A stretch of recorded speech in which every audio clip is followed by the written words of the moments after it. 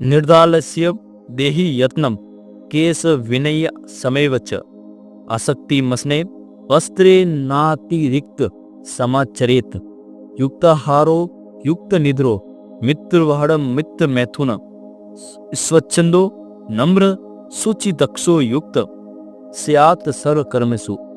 ग्रस्त को अत्यंत निद्रा, आलस्य, देही की सेवा, केस, विन्यास तथा भोजन वस्त्र में आसक्ति का त्याग करना चाहिए।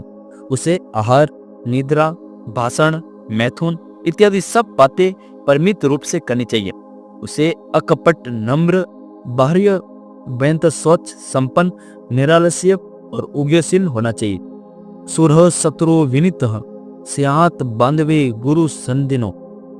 ग्रस्त को अपने शत्रु के समान सूर होना चाहिए और गुरु एवं बंधु जनों को समक्ष नम्र, शत्रु के सम्मुख सूरता प्रकट करके उसे उस पर शासन करना चाहिए। यह ग्रस्त का आवश्यक कर्तव्य है। ग्रस्त को घर में कोने में बैठकर रोना और अहिंसा परमो धर्म कहकर खाली गाल न बजाना चाहिए। यदि वह शत्रु के सम्मुख वीरता नहीं दिखाता है तो वह अपने कर्तव्य की अवहेलना करता है, किंतु अपने बंधु बांधव, आत्मीय, सज्जन एवं गुरु के निकट उसे गौ के समान शांत एवं निर्भय भाव का अवलंबन करना चाहिए। जुगस्तंतान न मनते नावमनते मानिनन। निंदित असत व्यक्ति को वह सम्मान न दे और सामान्य व्यक्ति का आदर करे। असत व्यक्तियों के प्रति सम्मान प्रदर्शित करना ग्रस्त का कर्तव्य नहीं है, क्योंकि ऐसा करने से वह असत विषय का आश्रय देता है, और यदि समान योग्य व्यक्ति को वह सम्मान नहीं देता है तो वह भी बड़ा अन्याय है। सौहार्द व्यवहारच्छ प्रवृत्ति प्रकृति नणाम सहवासिन तकेच्छ इदित्वा विश्व सेतत। एक साथ रहकर विशेष निरीक्षण के द्वारा वह पहले मनुष्य का स्नेह, व्यवहार, प्रवृत्ति और प्रकृति जान ले, फिर उस पर विश्वास करे। ऐसे गहरे जिस किसी भी व्यक्ति के साथ वह मित्रा न कर बैठे, जिसके साथ उसे मित्रा करने की इच्छा हो और उसी कार्यकलाप तथा अन्य लोगों के साथ उसके व्यवहार की भले पहले भली बातें जांच कर ले और फिर मित्रता करे। स्नेह यशः पौरुष च गुप्तेय कथित च यत कृतम यदुपकाराय धर्मज्ञो न प्रकाशयत। धर्मज्ञ ग्रस्त व्यक्ति को चाहिए कि वह अपना यश, पौरुष, दूसरों की हुई गुप्त बात तथा दूसरों के प्रति उसने जो कुछ उपकार किया है सबका वर्णन सर्वसाधारण के सम्मुख न करे। उसे अपने वैभव अथवा अभाव आदि की भी बात नहीं करनी चाहिए। उसे अपने धन पर गर्व करना उचित नहीं। ऐसे विषय वह गुप्त ही रखे, यही उसका धर्म है। वह केवल सांसारिक अभिज्ञता नहीं है। यदि कोई मनुष्य ऐसा नहीं करता तो वह दुर्नीत परायण कहा जा सकता है। ग्रस्त सारे समाज की नींव सदस्य है, वही मुख्य धन उपार्जन हरने वाला होता है। निर्धन, दुर्बल, स्त्री, बच्चे आदि जो सब कार्य करने योग्य नहीं है वे ग्रस्त के ऊपर ही निर्भर होते हैं। ये तो अब ग्रस्त को सब कर्तव्य करने पड़ते हैं, और ये कर्तव्य ऐसे होने चाहिए कि उनका साधन करते करते वह अपने हृदय में का शक्ति का विकास अनुभव करे, और ऐसा न सोचे कि वह अपने आदेश अनुसार कार्य नहीं कर रहे हैं। इसी कारण जुगु सप्रवृत्तो च निश्चेत अपि प्राजयत गुरुणा लगुना चपि यशस्वी न विवायतेत। यदि उसने कोई अन्याय अथवा निंदित कार्य कर डाला है तो उसे दूसरों के सम्मुख प्रकट नहीं करना चाहिए। इसी प्रकार यदि वह ऐसी किसी बात में लगा है जिसमें वह अपनी सफलता निश्चित मानता है तो उसे उसकी भी चर्चा नहीं करनी चाहिए। इसी प्रकार आत्मदोष प्रकट करने में कोई लाभ तो होता नहीं, बल्कि उल्टा इसके द्वारा मनुष्य हतोत्साहित हो जाता है। इसी प्रकार उसके कर्तव्य कर्मों में बाधा पड़ती है। उसने जो अन्याय कर्म किया है उसका फल उसे तो भोगना ही पड़ेगा, किंतु फिर भी ऐसी चेष्टा करनी चाहिए जिसे वह सत्कारण कर सके। संसार सर्वदा शक्तिमान तथा दृढ़चित्त व्यक्ति के प्रति ही सहानुभूति प्रकट करता है। विद्या धन यशो धर्मान यत्मान उपाजेत व्यसनम चास्ताम संगम मिथ्या द्रोम परिजेत। उसे चाहिए कि वह यत्न पूर्वक विद्या, धन, यश और धर्म का उपार्जन करे तथा व्यसन, गुरुत क्रीड़ा, कुसंग, मिथ्या भाषण एवं परद्रोह का परित्याग करे। उसे सबसे पहले ज्ञान लाभ के लिए चेष्टा करनी चाहिए, फिर उसे धन उपार्जन के लिए भी यत्न करना चाहिए। यही उसका कर्तव्य है, और यदि वह अपने इस कर्तव्य को नहीं करता है तो उसकी गणना मनुष्य में नहीं। जो गृहस्थ धन उपार्जन की चेष्टा नहीं करता वह दुर्नीति परायण एवं निकम्मा है। यदि वह आलस्य भाव से जीवन यापन करता है तो उसी संतुष्टि में वह असत्य प्रकृति वाला है, क्योंकि उसके ऊपर अनेकों व्यक्ति निर्भर रहते हैं। यदि वह यथेष्ट धन उपार्जन करता है तो उसे सैकड़ों लोगों का पालन पोषण होता है। यदि तुम्हारे इस शहर में सैकड़ों लोगों ने धनी बनने का चेष्टा न की होती तो यह सभ्यता, ये अनाथ आश्रम और ये हवेलियां कहां से आती। ऐसी दशा में धन उपार्जन करना कोई अन्याय नहीं, क्योंकि वह धन वितरण के लिए ही होता है। गृहस्थ ही समाज जीवन का केंद्र है। उसके लिए धन कमाना तथा उसका सत्कार्यों में व्यय करना ही उपासना है। जिस प्रकार एक सन्यासी को अपने कुटी में बैठकर की हुई उपासना उसको मुक्ति लाभ में सहायक होती है, उसी प्रकार एक गृहस्थ की भी सदुपाय तथा सउद्देश्य से धनी होने का चेष्टा उसके मुक्ति लाभ में सहायक होती है, क्योंकि इन दोनों में से हम ईश्वर तथा जो कुछ ईश्वर का है उसके प्रति भक्ति से उत्पन्न हुए आत्मसमर्पण एवं आत्मत्याग का ही प्रकाश पाते हैं। भेद है केवल प्रकाश के रूप भर में। बहुधा देखा जाता है कि लोग ऐसे कार्यों में प्रवृत्त हो जाते हैं जो उनकी शक्तियों से बाहर होते हैं। इसका फल यही होता है कि उन्हें फिर अपनी उद्देश्य सिद्धि के लिए दूसरे को धोखा देना पड़ता है।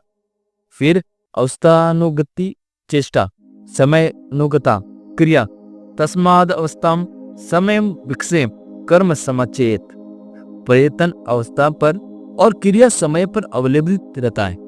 एवं अवस्था और समय के अनुसार ही कार्य करना चाहिए। सभी बातों में समय की ओर विशेष दृष्टि रखनी चाहिए। एक समय जिसमें असफलता हुई है, संभव है कि उसी में दूसरे समय पूरी सफलता प्राप्त हो जाए।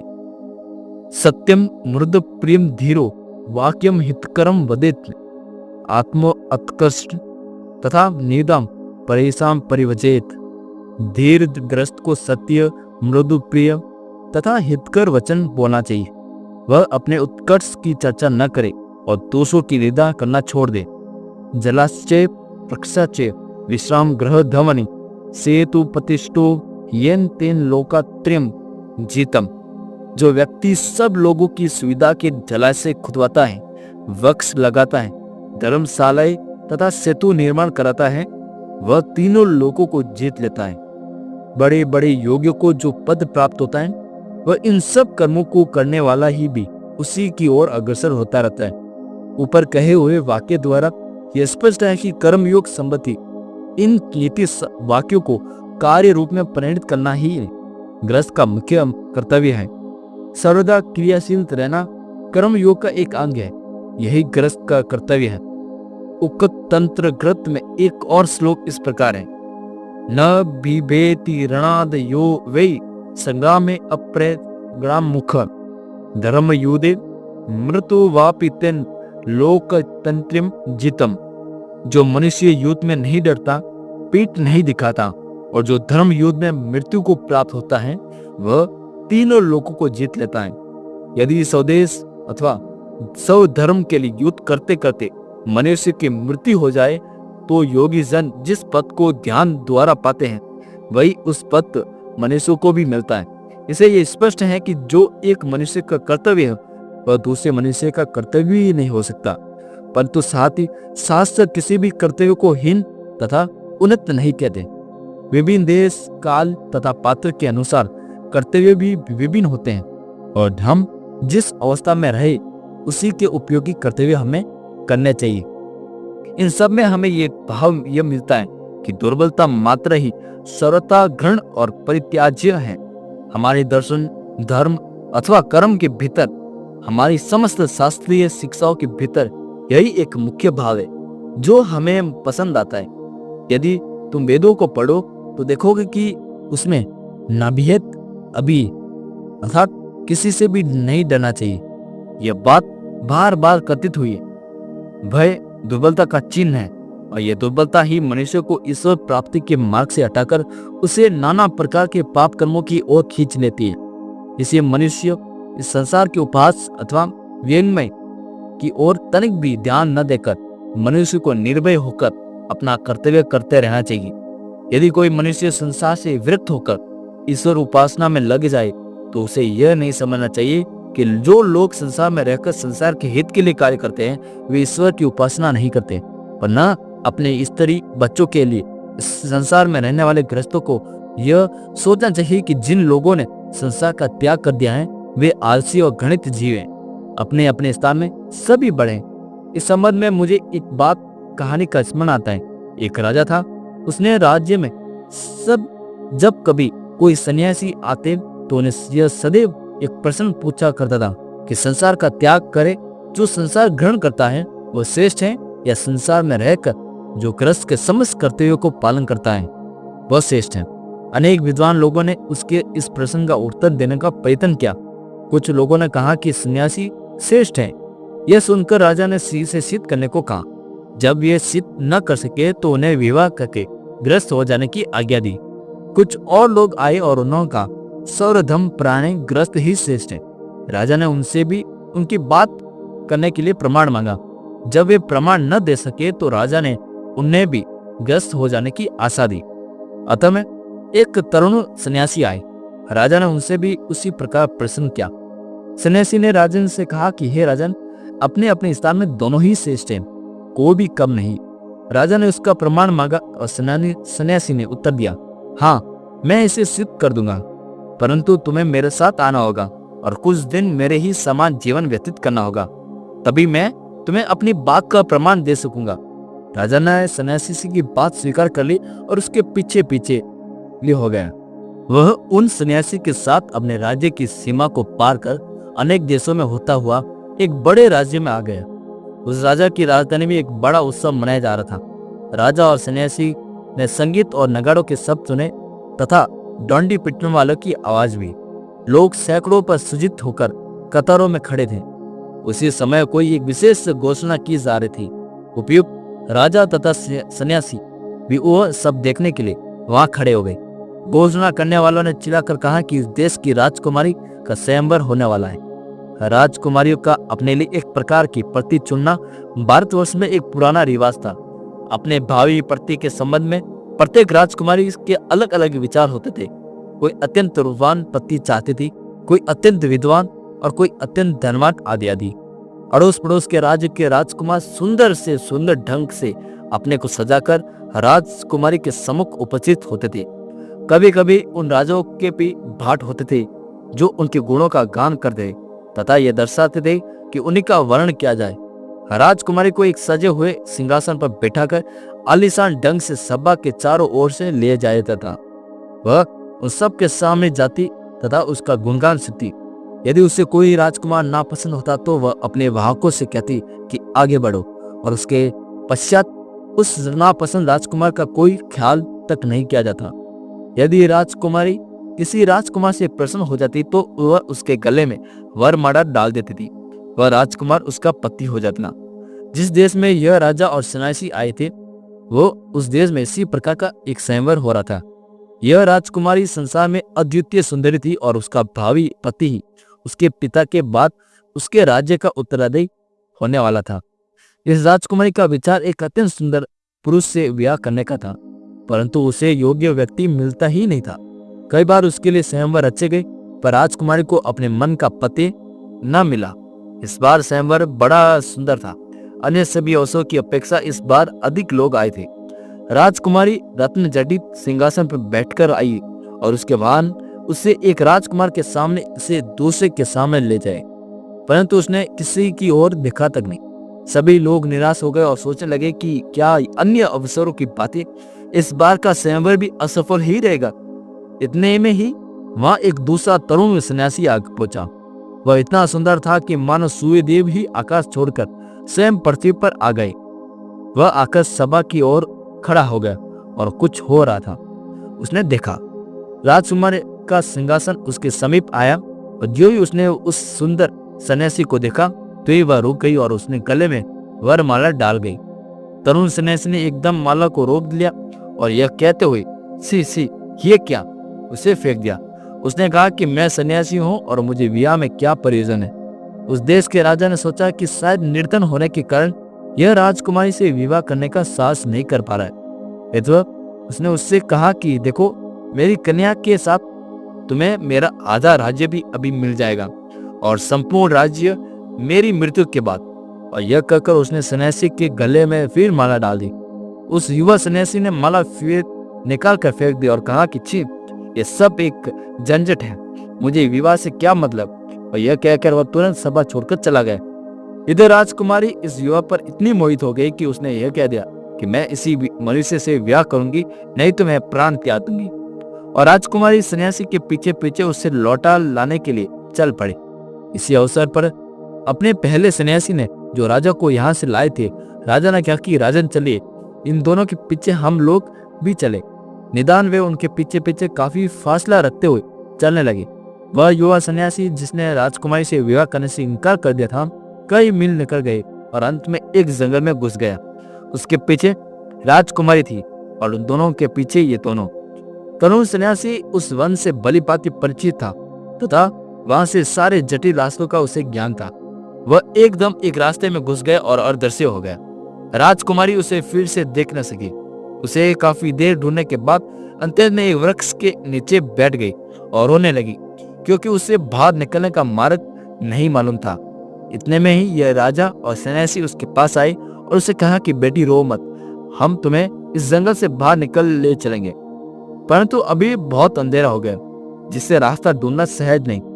यह एक बड़ा पेड़ है, आओ इसी के नीचे हम सब विश्राम करें और सवेरा होते ही हम तुम्हें मार्ग बता देंगे। अब उस पेड़ की एक डाली पर एक छोटी सी नर चिड़िया, उसकी स्त्री तथा उसके 3 बच्चे रहते थे। उस नर चिड़िया ने पेड़ के नीचे इन तीनों लोगों को देखा और अपनी स्त्री से कहा कि देखो, हमारे यहाँ ये लोग अतिथि हैं, जाड़े का मौसम है, हम लोग क्या करें, हमारे पास आग तो है नहीं।